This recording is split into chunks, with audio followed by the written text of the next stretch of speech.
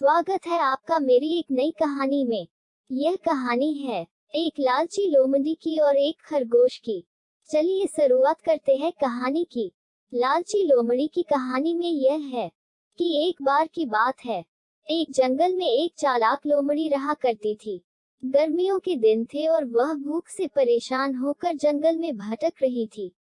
बहुत देर जंगल में भटकने के बाद लोमड़ी को एक खरगोश मिला, लेकिन खरगोश मिलने के बाद लोमड़ी ने खरगोश को खाने की बजाय उसे छोड़ दिया, क्योंकि वह इतना छोटा था कि उसे खाने से लोमड़ी का पेट कहाँ भरने वाला था। इसके बाद लोमड़ी आगे बढ़ी, फिर से जंगल में भटकने लगी। कुछ देर जंगल में भटकने के बाद भूखी लोमड़ी को एक हिरण दिखा। हिरण को देखते ही लोमड़ी के मुंह में पानी आ गया। लोमड़ी हिरण को पकड़ने के लिए उसके पीछे दौड़ने लगी। लोमड़ी ने अपनी पूरी ताकत से हिरण का पीछा किया, पर हिरण लोमड़ी की पकड़ में नहीं आया। अब लोमड़ी खाने की तलाश में बहुत ही थक चुकी थी।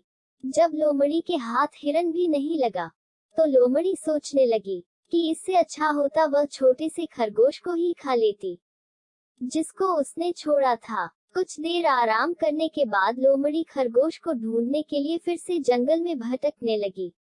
जंगल में खरगोश को ढूंढते हुए लोमड़ी वहां पहुंची जहां उसने खरगोश को देखा था, लेकिन लोमड़ी को वहां खरगोश नहीं दिखा। थक हार कर लोमड़ी को अपनी गुफा में लौटना पड़ा, जिसके बाद कई दिनों तक भूखी लोमड़ी अपनी गुफा में भूखा रहना पड़ा। और बहुत दिन बीत जाने के बाद लोमड़ी को खाना मिला। कहानी की सीख। लोमड़ी की कहानी से हमें यह शिक्षा मिलती है कि हमें लालच नहीं करना चाहिए। यदि लालच के बिना संतोषी जीवन जीते हैं तो आप सुखी रहते हैं। हिंदी में लालच के प्रसिद्ध मुहावरा भी है कि लालच बुरी बला है।